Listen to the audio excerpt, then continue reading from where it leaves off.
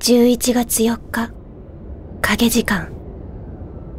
私たちの戦いは、想像もしなかった結末を迎えた。お父様！シャドウ。夜に潜み心を食い尽くす。俺たち人類の敵。でも、戦いの最後に待っていた相手は、シャドウじゃなく、人間。俺たちがずっと味方と思ってた人だった。悪意の計画で私は心を奪われ、あろうことか大切な人たちを危険な目に。そして僕たちが助かるのと引き換えに、大事な人がまた一人命を落とした。以前お父様は言っていた。私たちの第二までリスクを負わせた責任は命に変えても果たすと。でも私はお父様に生きていてほしかった。私はこの人を守りたくてペルソナ使いになったのに。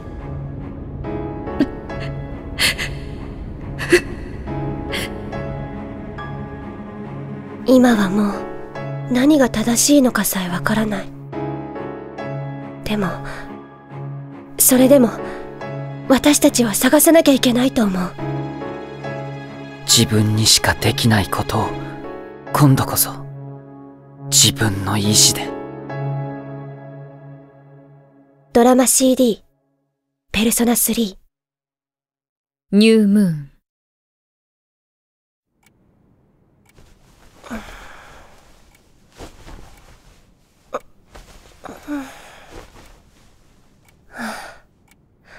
もう全然眠れない。あんなことあっちゃ寝らんないよ。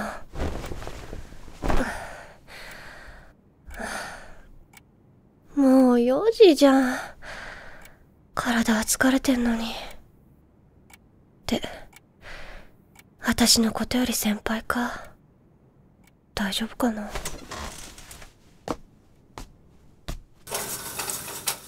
ああ、向かいの工事のビルまた高くなった。もう部屋暗くなんじゃん。何あれ。結構寒。うわ、何あの乗用車。でっか。てか長っ。なんで寮の前で止まんの？ここに用事ってこと？ってまさかあれ先輩の家の。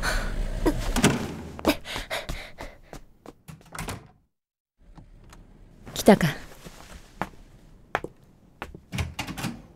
お邪魔いたします。ああ。お久しぶりです、お嬢様。この度のこと、何と言ったらいいか、お悔やみ申し上げます。朝早いお呼び立てで恐れ入ります。黒無地はお持ちでないと思いますので、着きましてから。先輩。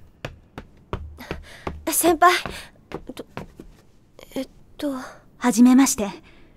お嬢様のおそば御用を仰せつかっています。才川菊乃と申します。菊乃さん。同い年でな。幼馴染でもある。どうも。てか、先輩、実家戻るってことですか？そうだ。帰りは何時頃なんですか？何時というか、今日は戻らない。正直、いつ戻れるかは、まだわからない。そんな。そういうこと、私らに一言もなしで。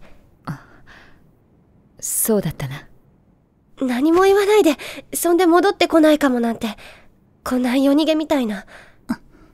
気持ちは、わかりますけど、でも先輩はしっかりしてくれないと。すみません、竹葉ゆかりさん。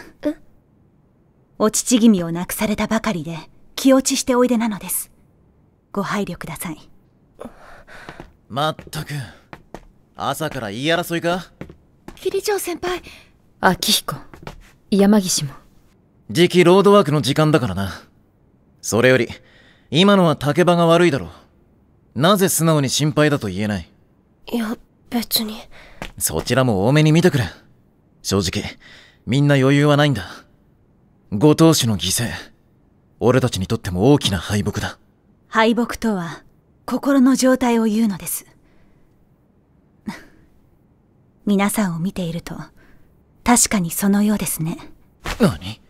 不幸の後だというのに、皆さんはお嬢様に気遣うどころか求める態度。仲間とは共に背負うものということではないのです。いいんだ、聞くの。もうよせ。すまないみんな。私もしっかりしないとな。じゃあ行ってくる。はい。気をつけて。失礼いたします。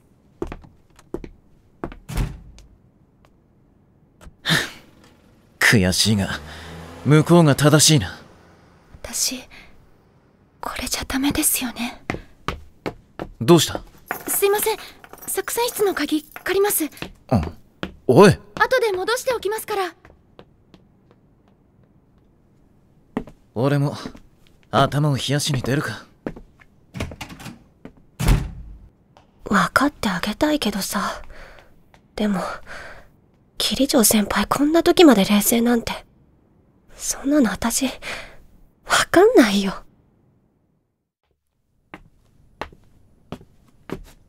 迷ってたけど、私もできることをしないと。おはようございます。おはよう。って二人ともどうしたの？まだ早いのに。どうっていうか、寝られなくて。さすがにな。私も。作戦室で何すんだ？ここの中のもの、調べなきゃと思って。理事長室。あんにゃろうの部屋か。くそ。先輩のお父さんも亡くなって、考えたら私たち、今宙に浮いてるって思うの。何も知らないままでいたくないから。大丈夫？んだこの部屋。これ全部本か。地震とか来たら即死ぬだろう。足の踏み場もないや。PC、スリープのままになってる。これならいろいろわかるかも。なんかわかりそうか？画面のここ、アイギスさんの名前ありますよ。ほんと。運用計画。頭の日付が7月？これ、つまり、屋久島の時からもう、昨日のために。んなこと考えながらそばで笑ってたってか。えぐいな。っていうかそうだよ。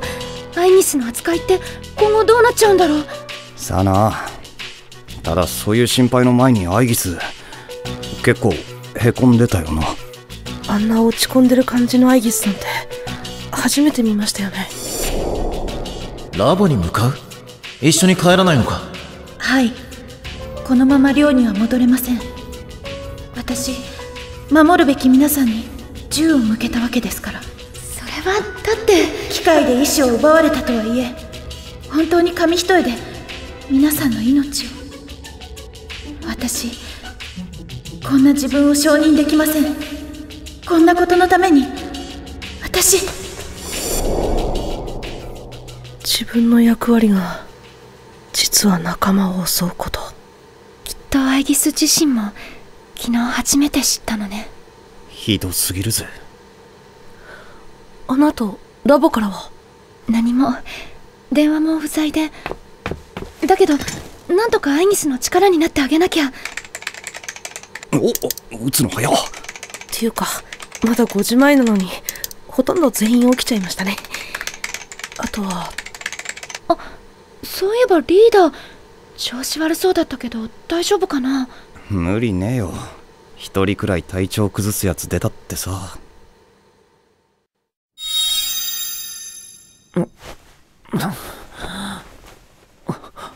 やあ、また会えちゃったね。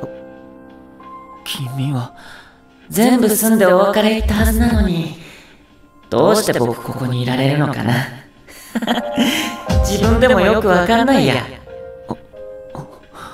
でももう少しここにいていいってことなのかな。君は結局誰なんだい？名前しか聞いてない。誰か。そうか。ちょっとわかった。僕さ、いつの間にか本来の姿になるより君みたいになりたいって感じてるのかも。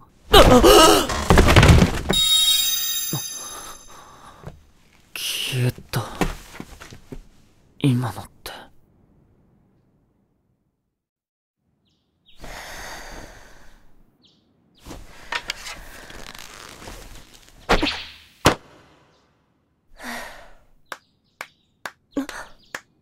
お見事。びっくりした。すみません。こんな早くに誰が来てるのかなってつい。小田切くんと伏見さんだっけ？おはようございます。すごいな。来てすぐ真ん中に命中なんて、そういうのは難しいと聞いたが。ありがとう。でもダメ。なんてか、当てれてないってか、当たると思えてないっていうか。気持ち的な部分ですか？名人の境地だな。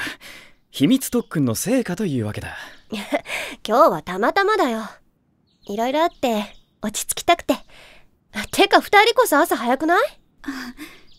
それは実は会長から未明に突然メールがあって、しばらく学校を休むからって。修学旅行が近いからね。会長の木だと放課後だけじゃ足りないんだ。いずれ知れると思うから言うが、実は会長、お父さんが亡くなったって言うんでしょ？知ってたんですか？寮一緒だしね。私さ、心配って思うのに、いつも気づくとしっかりしてよみたいに言っちゃってて。ひどいよね。なんでだろう。二人が羨ましい。いつでもまっすぐ尊敬してて。竹場先輩、同じ体験してんだから、本当は私一番分かってあげなくちゃなのに。同じ体験？私もお父さんいないの。ほら、10年前にここで起きたって事故知ってるでしょ？爆発事故？犠牲に？まあね。そうだったんですか。でもさ、大事なもののためなら辛さ我慢できる時あるけど、一番大事なものなくした気持ちは理屈で我慢できたりしないと思う。少なくとも私はそう。未だに引っ張ってるし。なのに先輩、あんな冷静で弱音とか言わなくて。まあ強い人ってことなのかもしれないけど。てかごめん、朝からこんな話。いや、こちらこそ邪魔してすまなかった。会長ってもしかしたら学校の友達なんて意味ないくらいすごく深い孤独とかあるのかもしれませんね。孤独？高校の生徒会って中学までと違って人の上下とか結構生々しい時あるんです。上の人は時には反対を押し切って決めなきゃいけなくて、そういう種類の苦労って他の人に絶対分かってもらえない時があるから。学校でさえそうなのに、会長は霧城グループの一人娘で。そうだな。本当はどんな世界に暮らしてるんだろうな。先輩、今頃どうしてるかな。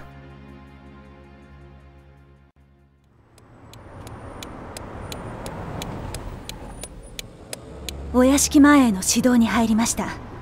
5分ほどで正門前に到着いたします。着きましたらまず着替えていただき、その後各位よりのご挨拶を受けていただきます。それから、お嬢様、聞いていらっしゃいますか？本日は通夜ですので、ご親族とあと名司会上位にお名前のある方々のみです。多くても50名ばかりかと。どうしたのです？はあ、それが。何ですあの人だかりは。確認します。こちら主要〇〇に正門前の人混みは何か。並木の葉がすっかり落ちてるな。昔はしゃいで木登りをしたら足元に蛇がいて降りられなくなったことがあったな。確認しました。どうやら奥様が予定より早くご静養先から戻られたようです。お母様が？なるほど。それで呼ばれもしない者たちが覚えをよくしに来たと。せめて車寄せの周りだけでも人を払えないのですか？弔意でお集まりの方を人払いというわけには。大丈夫だ、聞くの。ありがとう。はい。いや驚きましたな、ご当主旧姓とは。恥ずかしながら家内のつてより耳にしまして飛び起きてきたところで、奥様をぜひ支えて差し上げませんと。こんなことでもないとお近づきになれませんからな。お嬢様、お手を。すまない。おや、もしや三つお嬢様では。はい。ああ、これは。いや、この度は心よりお悔やみを。私の顔覚えていらっしゃいますか？お嬢様、おかわいそうに。はあ、ありがとうございます。ご病気のせいとお伝え聞きましたが、実のところはいかがなのですか？はあ、いや、何でしたか？影時間でしたか？記憶が変わってしまうこともあるとか。いえ、それは。失礼します。すみません、お通しください。私も噂に聞きましたわ。しかもお嬢様はお父様のために勇敢にも危険に立ち向かっていらしたとか。なんと奥様も心配でしょう。私ぜひ。いや、私が。お静かに。なんだね君は。使用人風情が。場所柄をお考えください。お嬢様に怪我をさせるおつもりですか？記帳をいただければ必ず拝見します。他のご用がないのでしたらすみませんが、今日のところはご遠慮ください。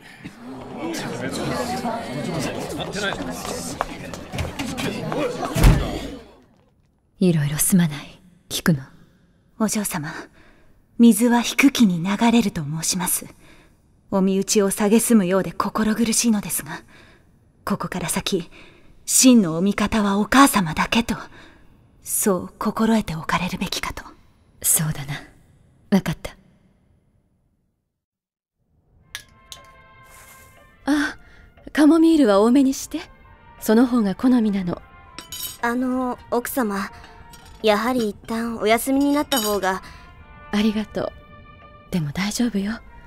体が弱いと言ったって今休んだら何しに戻ったかわからないわ。失礼いたします。座ったままでごめんなさい。お久しぶりです、お母様。菊野さんも。恐れ入ります。まあ、みつる、和服が似合うようになったこと、黒無地なんかでなければもっと嬉しいところだけれど。お母様の方は、お体の具合は？少し旅疲れがあるけれど、おかげさまで大事ないわ。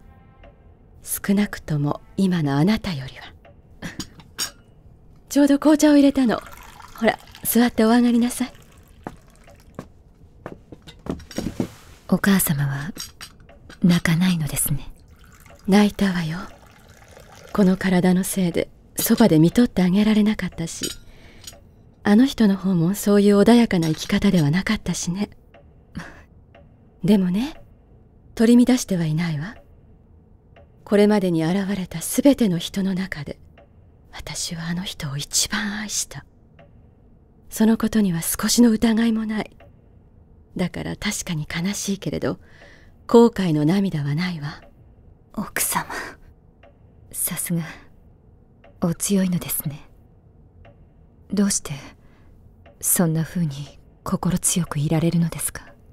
そんなのあなたがいるからよ。私は孤独じゃないわ。あなたこそちゃんと泣いたの？私は。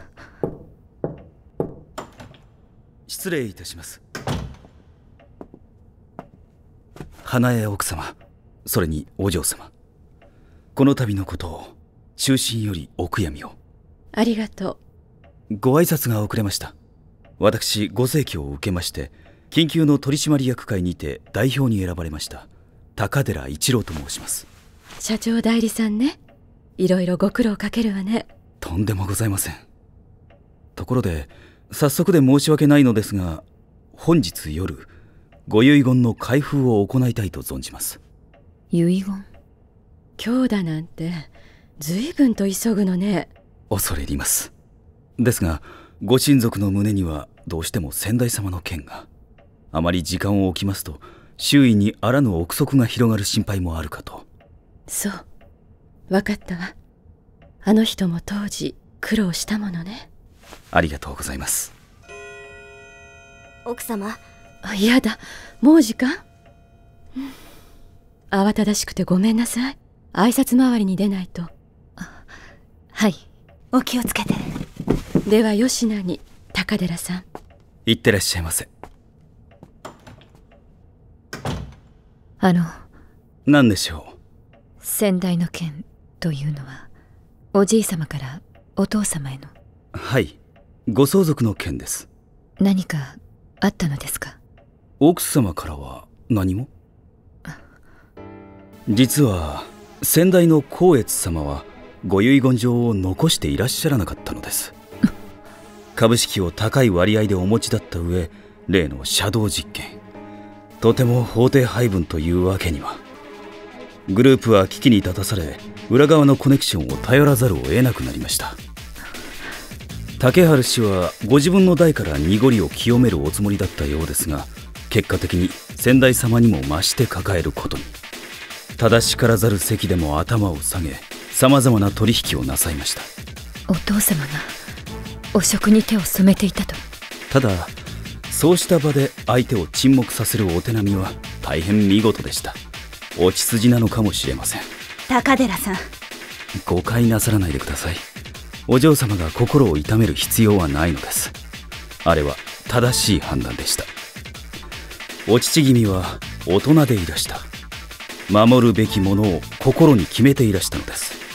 罪と引き換えてまでグループの力を守ったと。力？とんでもない。高寺さん、ご当主が罪と引き換えたものはお嬢様、あなたですよ。すべてはあなたを守るためです。もうおやめください。通夜の日におっしゃることですか？今のはお嬢様の方から質問なさったことだ。気遣いをと言っているのです。10年前とは違う。考えてみればお嬢様ももう真実を知って叱るべきお年頃。高寺さん、それは今夜の相続を意識しておっしゃっているのですか？心外だな。恥を知りなさい。大人になろうとしていらっしゃるお嬢様を使用人の君が妨げていいのか？貴殿をこんな風に汚されるのが大人になることですか？なら私の見解を言おうか。大人になるというのは何をする時にも一つではなく複数が見えるようになることだ。自分と他人、意志と責任、忠義と正義。私はそう信じている。聞くのもういい。高寺さん、ありがとうございました。教えてくださって。いえ、とんでもない。では私は一旦これで。夜になりましたら呼びに参ります。お嬢様。私だ。準備は整っているか？よし、なら今日にも向かってくれ。開封の前に結果を知りたい。あ、よろしく頼む。心が穏やかでは穏やかに済まぬこともあるのです、お嬢様。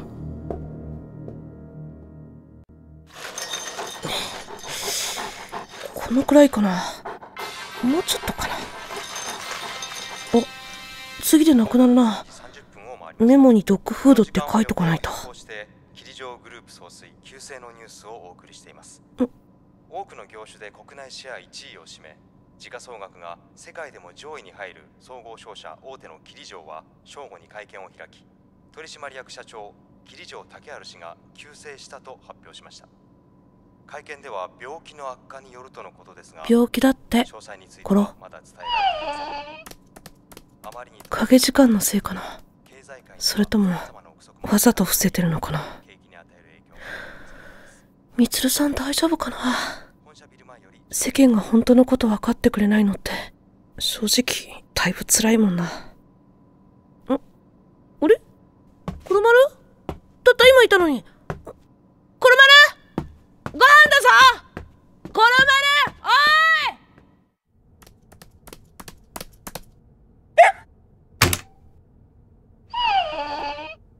コロマル、コロマル。やっと見つけた。ここハイキスさんの部屋じゃないか。ダメだよ、勝手に入っちゃ。ただいま。風花さんお帰りなさい。勝手に入ってすいません。コロが。ごめん、朝私が閉め忘れたせいね。ほら、触っちゃダメだって。コロちゃんもアイギスいなくなって寂しいのかも。そのボタン、アイギスをスタンバイから戻すっていうか、要は電源みたいなボタンなの。実はアイギス、近頃朝ちょっぴり寝過ごすことあったみたいで。寝過ごす？なんか想像つかないですね。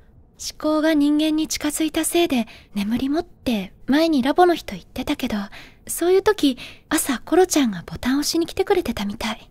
だから押したらアイギスが帰ってくるって思ってるのかも。そっか、コロってアイギスさんと仲良しだもんな。いつ頃戻れるかラボに。そっか、電話出ないんでしたっけ。電話以外にこっちから。そうか、そうね。ありがとう、浜田くん。はい。そうか、お皿ずっと手に持ったままだった。ごめん。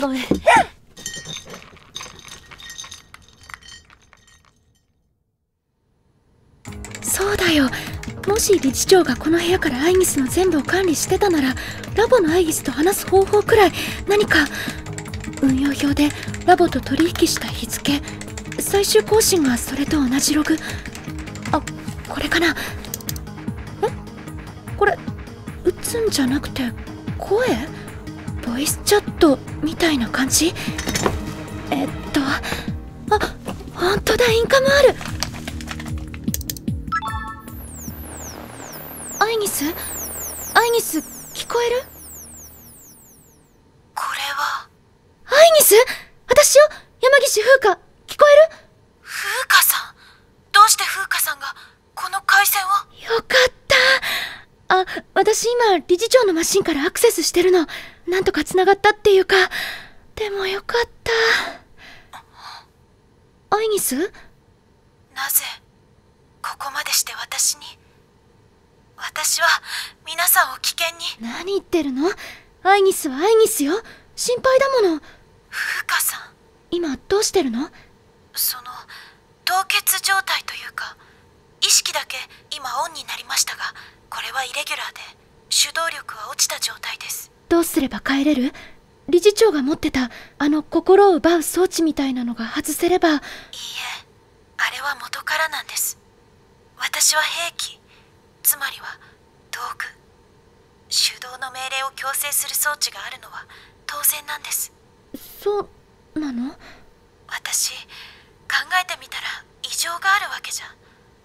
ただ不安で逃げ出したいような。なんでしょう、うまく言葉が。こんな悩みが人の数だけあるんでしょうか。人間ってすごいです。アイギス。それより皆さんはご無事ですか？一応はね。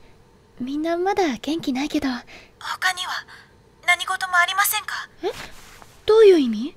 私を心配していただくのはありがたいですが、冷静に考えれば今一番懸念されるのは私より皆さんの。下に誰か来たみたい。でも誰だろう。もう工事うるさ。私の家からもたまに聞こえます。ただでさえいろいろで寝つき悪いのに。今日すみません。品物選び遅くまで付き合ってもらって。いいよ、私ら二人で下校って割とレアだし。これって会長がつないでくれた縁ですね。つうかあの人最近私に用事頼むのどんどん遠慮なくなってない？気を許してるんですよ。みんなびっくりするんですから。会長があんなに気遣いしない人初めて見たって。そうなんだ。あれ、これ喜ぶとこ？私は羨ましいです。そっか、まあいっか。あれ？いえ、あそこって先輩の寮ですよね。すごい車止まってるなって思って。あれって今朝のでっかい黒塗りじゃん。今朝の？もしかしてなんかトラブって帰ってきたとか？ごめん、もう一個付き合う気だったけど、私ちょっと急用。ちょっと先輩、桐城先輩。ゆかりっち。お客さん。とりあえずおかえりなさい。お邪魔しております。どうも。昨日の事件を受け、桐城の警備部門より参りました。グループを代表しお話をさせていただきたいと思いまして。今来たところだ。竹場も座れ。はい。今回の事件、大変不足のことで安くは言葉が思い当たりません。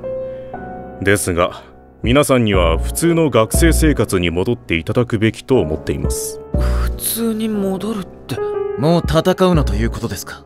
目的を失った今、身を危険にさらす必要はないでしょう。でもそれ、この課外活動部解散ってことなんじゃ。そんな！タルタロスもシャドウもまだバリ健在なんだぜ。タルタロスはもう10年も前からあったのです。存在自体が大きな被害を生むわけではありません。ですから今年は違ったでしょ。この半年私らが死ぬ気で戦ってこなかったらどんなことに。こんなとこで中止なんてそんなの。わかりますが、幾月修二の言葉が事実なら皆さんは逆に未知のリスクを重ねていた可能性がある。同じ戦いを続けていいとは言い切れないのでは。それは無論我々もなかったことにしてしまうつもりはありません。ただこんな状況でさらに若い時間を費やせとはお願いできないということです。確かにそうかもしれませんが。半端すぎんだろ。割り切れっかよ。どうかご理解を。それと加えてもう一つ要件が。幾月修二の私物を回収させていただきたいのです。入ってくれ。おい、勝手に上がり込むな。心配いりません。回収の対象は理事長室の中のものだけで。理事長室、私が今ちょっと散らかしてて。散らかす？じゃあ私一緒に行って片付けます。あなたは部屋に立ち入ったと？はい。では申し訳ないですが、理事長室の他にあなたの資質も調べさせていただくことになります。ちょっと何よそれ。すみません、規則ですので。規則ってありえねえだろ。ひどいです、いきなり来て。気持ちはわかりますが、ことは殺人。幾月は当主の竹春様を射殺し、皆さんの命をも奪おうとした。どうか悪く取らないでいただきたい。だからってこんなの。おい、あんたたち。そこまでやる気なら教えてくれないか。ミツルはどう言ってるんだ？ミツルお嬢様？解散に家探し。そこまでしろとミツルが言ったのか？お嬢様の意思は関わりない。これはそういう話とは違う。なら聞くが、俺たちを騙してないと証明できるか？何？もともと今回の騒ぎは身内の裏切りで起きたんだ。あんたは違うとなぜ言える？それは。だが証明できないなら俺たちはミツルの言葉しか信じない。桐城のためにもそれが筋だろ。それにな、正直もう被害の度合いなんて関係ない。俺たちは命を懸けてきたんだ。亡くした仲間に俺は誓った。タルタロスや影時間、俺たちの運命に影を落とした者と決着をつけるってな。あんたたちはそもそも見当違いだ。帰ってくれ。先輩。真田さん。やばい。私グッときたんだけど。どうしても無理かね。繰り返すが、これは君たちのためだ。立ち止まる気はない。そうだそうだ。へえ、ガサ入れ食うなんて俺だけでたくさんだっつの。あ、俺ん時はモロキリジョウ先輩の意思だったけど、でもな。騒ぐな。すいません。わかった。では解散と彼女の私物押収については取り下げよう。私もともと隠すようなことしてないです。だろうな。君はさっき自分から申し出た。ただし理事長室の私物は回収する。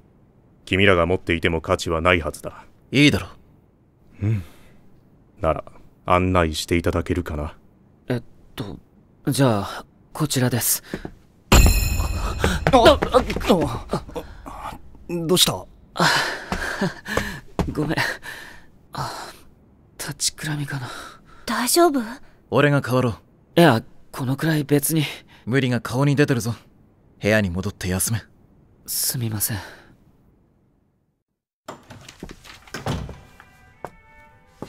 ご挨拶お疲れ様でした。今最後の方が帰られました。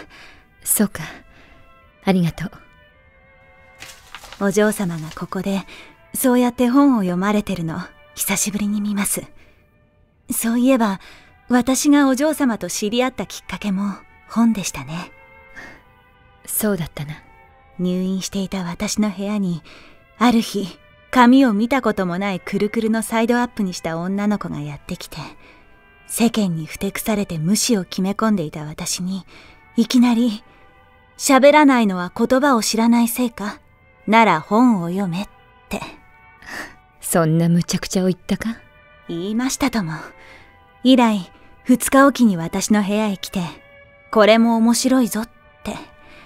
でも高く積んだ本が自分でも取れなくなって、とうとう私がバカじゃないのって言ったら、お嬢様、初めて口を聞いたな、私の勝ちだって。困った子供だな。まったくです。あの頃はちょうどペルソナを得たばかりだったからな。人から注目されるにつれ、逆に本音はめったに聞けなくなった。だから思ったままそっぽを向いてる君がかえって心地よかったんだ。おかしなものですね。でも人は何を言ったかより思ってくれたかですよ。旦那様が裏取引の件をおっしゃらなかったのは、ご自分の濁りまで背負わせたくなかったからだと思います。あ、それ何を読んでらっしゃるんですか？私、シェイクスピアは嫌いです。気がめいります。王の3の娘コーデリアは正しさを貫いたがゆえに父を破滅させ、自らも命を落とした。おやめください、そんな。そうさ、思えば私は正義なんて全く貫いてない。だから父と娘の結末は物語と逆になった。お嬢様、今の君は全て知っているはずだ。守る者と罪を引き換えたのは、よく考えれば私も同じ。君を見舞っていたあの時も、私は同じ病院でペルソナをめぐる実験に手を貸していた。聞くの、私から自由になりたいと思ったりしないか？ずっと背負う一方だったはずだ。この上。お嬢様、私は自分で望んだのです。ええ、おっしゃる通り背負いました。でもそれは誇りです。聞くの。失礼いたします。高寺さん。お嬢様、お疲れのところ恐れ入りますが、お車を用意しましたので、東の離れのトビの前へお越しください。今朝申しました通り、ご遺言状の開封を行います。邸内で法的によろしいのですか？それに今からでは夜半に。いえ、開封は影時間に行います。影時間は記憶に影響する。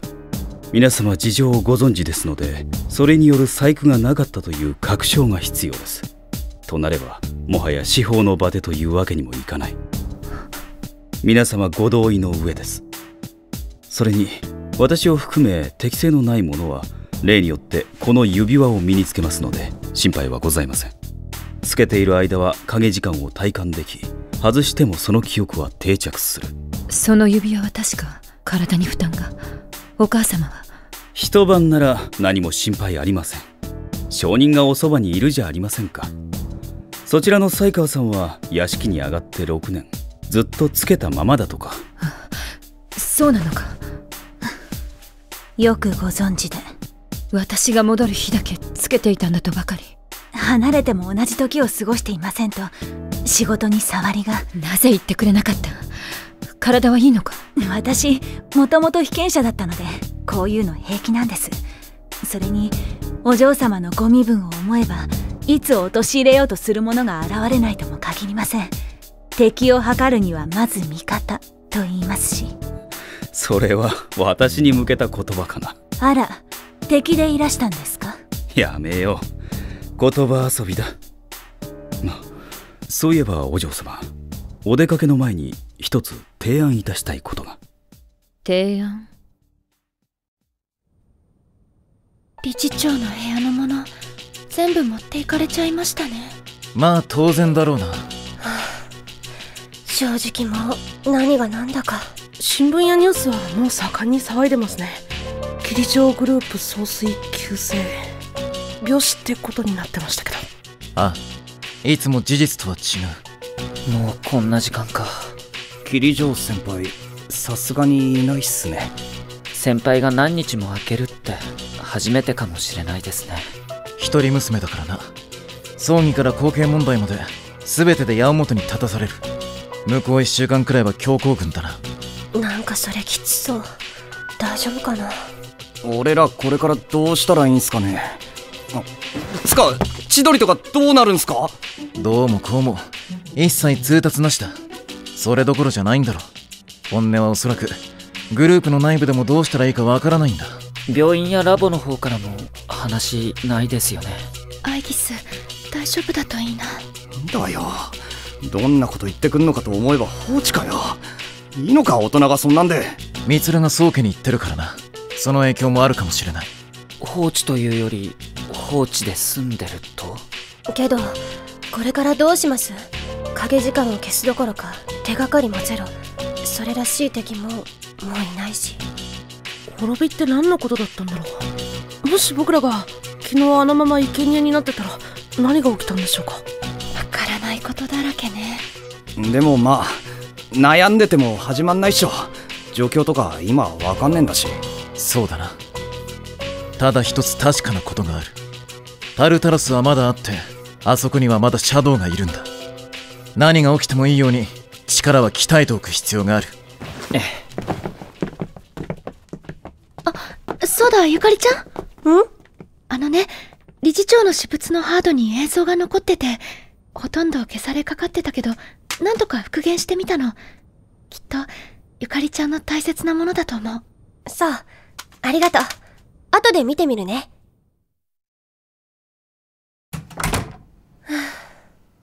あ、そうだ。お風呂順決めてないっけ。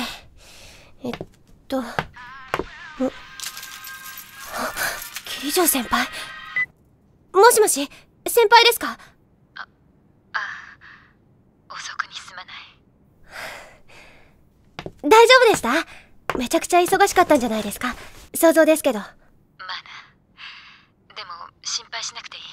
ありがとう。また心配するなか。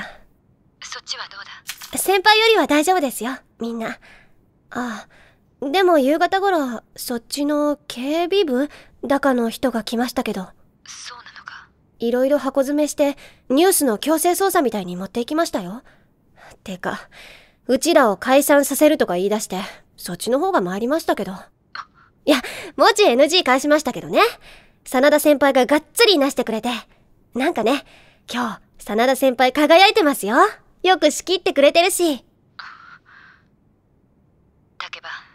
はい？戦いをやめることえてみてくれないか。もう目的がないだろう。そういうことにはグループも。先輩、何言ってんの？第一危険だ。目的もなしに全員の学生生活。そんな型通りのことは黒服の人から聞きましたから。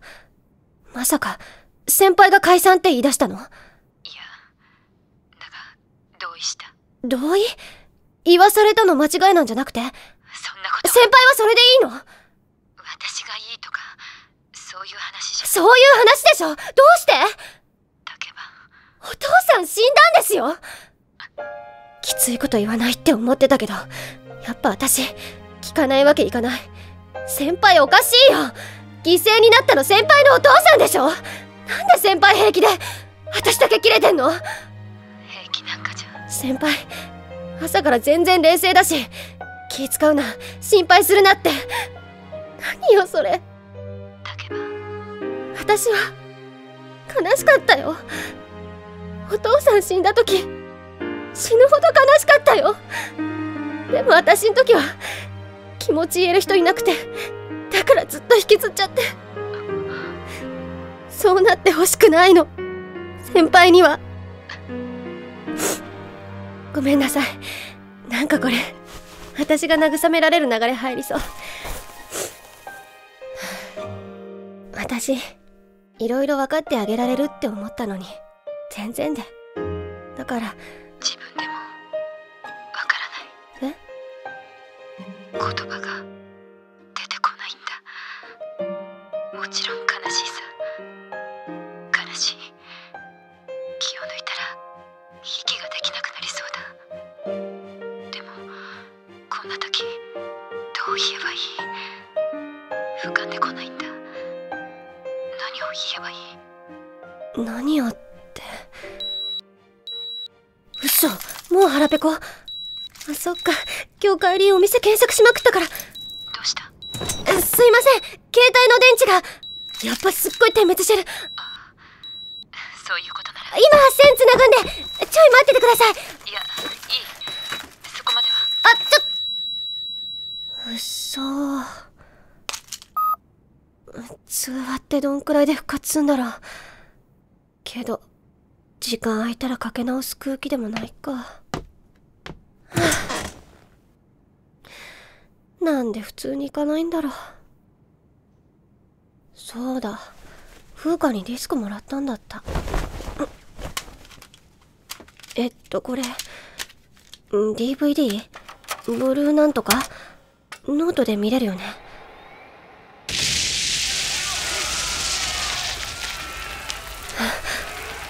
これって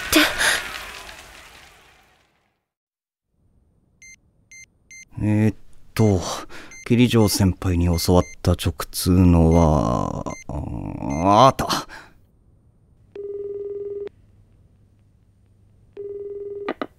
だいま電話に出ることができません。恐れ入りますが、発信音の後にメッセージをどうぞ。俺です。俺って伊織純平です。病院の先生にこんな電話すんの初めてってか、千鳥のことがどうしても心配で。もしもし、伊織くん。ごめんよ、居留守にしてた。今日は騒がしくて余計な電話が多かったんでね。どうも先生。千鳥のことで聞けたらと思って、今後どういう扱いになるのかなとか。そっか。彼女にも身内はいたんだった。心配ない。ここはもう9割普通の病院だ。患者第一。もしグループが何か言ってきても手出しはさせないよ。先生、あざっす。ただ彼女なんだけどね。なんすか？実は昨日君らが命からがら助かったという話をしたら、それ以来なんというか態度が変わってしまって。態度？まあ体は順調で心配ないから、もし明日来れたら直接話してみて。はい。それじゃあ明日。絶対行くっす。待ってるよ。今の誰と話してたの？こら、また裸足で歩き回って。誰でもいい。それより消灯過ぎてるぞ。純平ね。なんでそう思う？わかるの、私は。召喚なしでこれか。難儀なペルソナだ。来るの断って。いや、もう待ってると言ってしまった。会いたくないの、言ったでしょ。彼が来ると君は体のバランスが改善する。見ろ、この数字。これはもう医療行為だ。どうしたんだ昨日から。まるで何かに怯えてるみたい。怯えてない。一時は自分が死ぬのさえ怖くない風だったのに。怯えてないって言ってるでしょ。ほら、裸足で怪我するの自分だろう。まったく。そうよ、死なんて怖くない。誰かが死ぬことなんて私は怖くないの。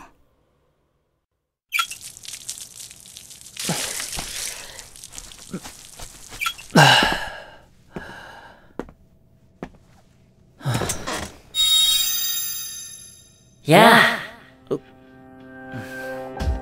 いや、気のない返事。さ、もしかして昨日から妙に体がだるいのって。多分僕のせいだね。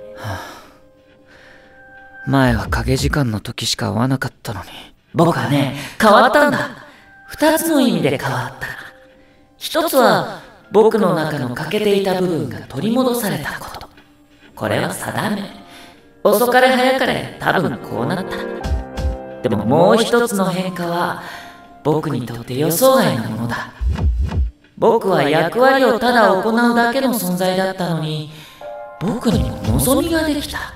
望みまるで人間みたいでしょ。だから僕は僕自身の意志で少しだけそれを楽しもうと思う。どう？姿が。君と似たこの姿ならしばらく君のそばにいられる。君の友達として。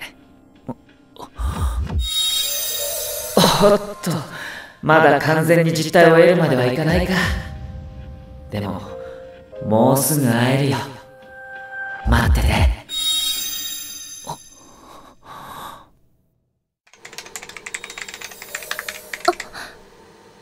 何？今の変な感覚。すぐ消えたけど。作成室のこの端末ってフロアチェックできるんだっけ？異常なし。気のせい？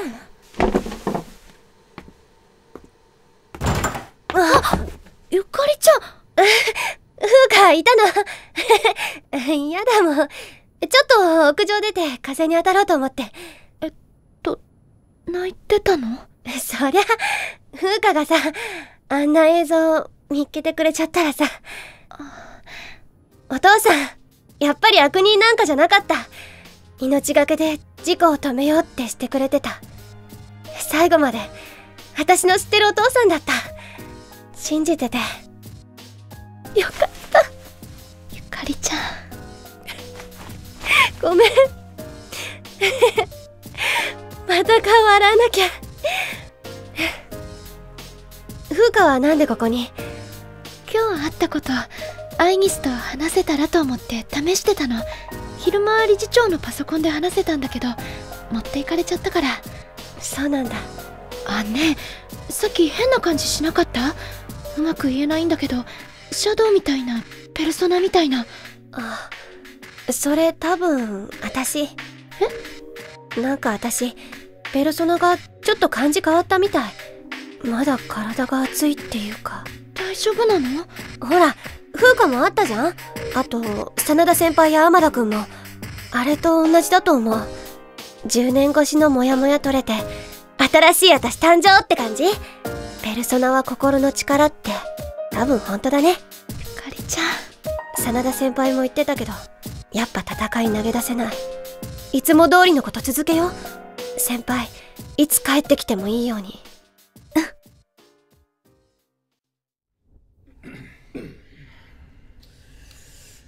お母様、お体の方は？平気よ。いつも思うけれど、なんだか現実感がないわね。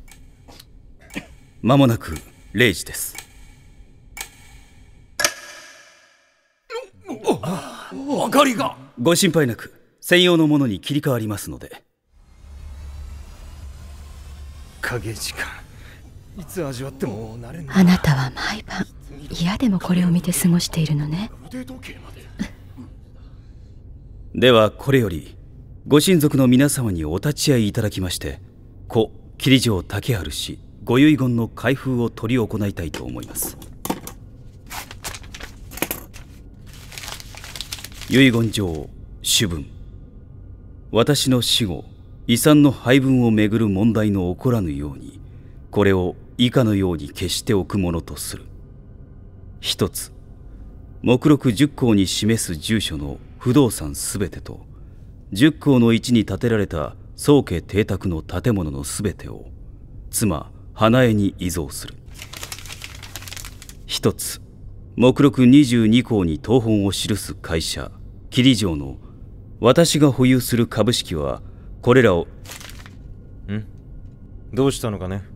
もしかしてお嬢様の分け前が存外少なかったりしましたかな。それは厳しい。まあ企業経営は難しいですからな。失礼しました。株式はこれらを目録23項に記す比率に分割した後、すべて売却とする。売却？馬鹿げている。持ち分を全て売却だと。経営権を我々の誰にも相続しないだと。そんな本当にそう書いてあるのか。通読いたしましたところ、どうやらグループの同族経営からの脱却を望む趣旨のようです。我ら親族に何も残さないだと。なんだこの茶碗は。改革に遺言を使うだなんてあの人らしいというか。3代も同族経営など、その方が時代錯誤のような。なぜ問題に。言ってあげたら。私は疲れるから遠慮するわ。ただあの人もさすがに今回の裏切り事件まで予想して書かなかったでしょうから、それだけはちょっと気がかりだけれど。お静かに、どうかお静かに。高寺さん、充には何を残すと書いてあるのかしら。これは失礼しました。お嬢様にはおかしい、どこにも。ああ、いえ、最後のページに。カード。これは長女充にはこれを残すと。使い道を調べさせましょう。これ私の勘違いでなければ食材なんかをしまっている冷蔵室のカードキーじゃないかと。冷蔵室20番台だから、これ旦那様のワインセラーのカードキーです。何箇所かあって、確かこの離れにも。入ったことはありませんが、それぞれ確かヴィンテージロゼとシャンパンが何本か。ワイン。高寺さん、一緒に何かメッセージや。一言だけ箸書きがございまして、他の相続者が長女充にこれ以外の私の遺産を恩情その他によって分け与えることは私の意思に反する。よって現にこれを禁ずると。なるほどね。お母様、意味がお分かりになるのですか。意味も何も書いてある通りよ。さて高寺さん、残りの経営に関わるお話はお任せするわ。どのみち口出しする立場ではないし、お先に下がらせてもらっていいかしら。はい、奥様がよろしければ一向に。さすがに疲れたわ。では皆様、お後はよしなに。おやすみなさい。おやすみなさいませ。しかしまたしても相続で問題発生か。先代といい、なぜ当主がこうも変人ばかりなんだ。お嬢様がいらっしゃる前で。少し黙っていたまえ。18のお嬢様に会社の話はまだお分かりにならない。ひどい。経営権を継がないと分かった途端、この扱い。お嬢様、私の申すことではございませんが、どうか平に。どなたも不安なのです。今朝申しましたように、今のグループには非合法な点もあります。経営が一度にご親族の手から離れるのはリスクも大きいですから。高寺さん、すみません。少し疲れてしまって。お嬢様、出ましょう。こんな汚れた場所にいらしてはいけません。お嬢様、お先に失礼します。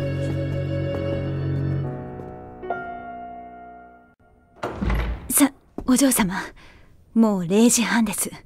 本邸へ戻るのは明日になさって、今夜はこちらで。気遣わなくていいぞ。まだ眠くない？そんな、もう丸24時間寝てらっしゃらないはずです。私は愚かだな。すべて独りよがりだ。よからぬ実験に手を貸し、強引に仲間を募り、彼らを苦しめ死なせ、なのに当の私は騙されていて、お父様も守れず見限られて当然だ。お嬢様、お疲れなのです。なら冬眠剤を一錠お出しします。これでお休みに。このまま目が覚めないというのもいいかもな。バカなことを言わないでください。さあ、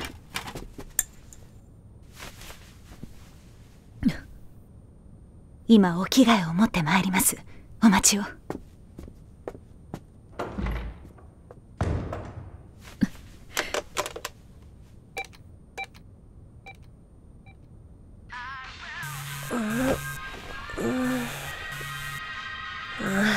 鳴ってる。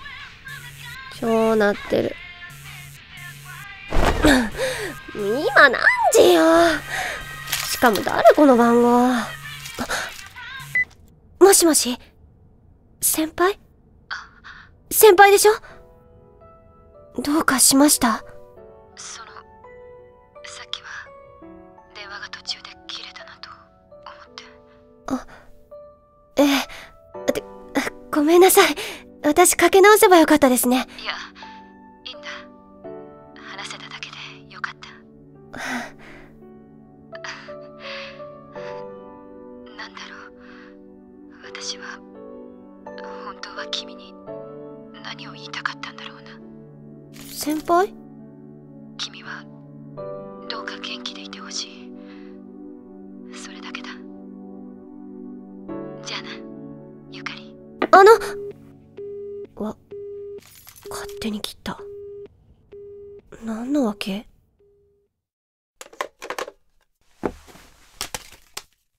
ワインセラーのキー。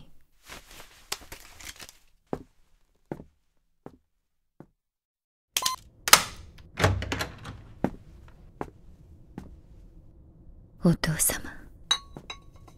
あの人、ああ見えて甘口が好みだったのよ。お互い今日は大変だったわね。お父様を思うのならあなた自身も信じてあげて。でないとあの人が本当に残したかったものは見えないわ。奥様、それにお嬢様も。急にお部屋を開けられてどちらへいらっしゃったかと。ねえ菊野さん、あなたはむしろわかるんじゃなくて、あの人が本当は充に何を残したのか。私ですか？遠慮しないで思った通りを言ってみて。お嬢様、私におっしゃいましたね。自由になりたくないかって。同じだと思います。きっと旦那様が残されたのは自由。何もないという自由。自由。何一つ背負わない。お嬢様をそういう境遇にできるのはご自身も世を去られる時だけ。だから何のお言葉もなかった。それで奥様もお嬢様をかばわれなかったのでは。あの場で明かしたらいろいろ台無しだもの。株を売れっていうのも経営を正すというより多分充のためだし。お父様がそこまで私を。その手に持っているボトル、ラベルをご覧なさい。1991年。18年もの。何の年だかわかる？そうよ、あなたの生まれた年。ここのは全部そう。あの人楽しみにしていたわ。20年ものになったらあなたと飲むんだって。きっとみつるなら味の違いがわかるはずだって。こんなに買い揃えて。親バカでしょ。お父さん。みつる、あなたに言わなきゃいけないことがあるわ。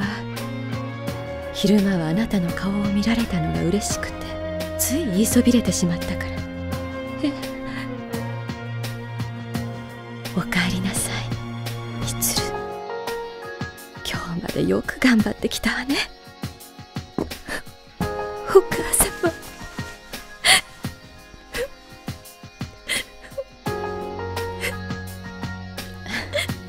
さあ、今日は遅いわ。もうおやすみなさい。菊野さん、お願いできる？はい。すみません。かしこまりました。大変。もうこんな時間。すみません。私からお知らせすれば。気にしないで。気持ちの整理、少しはついた？まだ答えは。でも、昼間にお話しした後、別の視点で考えてみたんです。人が誰でも幸福を求め、けれど同じ人間が一人もいないなら、幸福を目指す方法は人と同数。でも世界人口は約69億で、人生はわずか70万時間。つまり。あれ、フーか？なんでアイギスの部屋に？ゆかりちゃん。いや、お手洗い起きたらアイギスの声した気がして。ゆかりさん。え、本当にアイギス？さっきようやくここもつながったの。ごめん、夜中に長話。いいってそんな。アイギス、どう？何話してたの？生きる希望がなくなるなんて実際はありえないという話です。そう。でもそっか。実家にだってきっと先輩の味方はいるんだろうな。話さないけどきっとうちより万倍立派なお母様とかいるんだろうし。そっか、そうだよね。私しかいないわけじゃないもんね。ゆかりちゃん？桐城先輩のこと考えちゃって。でもきっと大丈夫だよ。大丈夫だよね、先輩。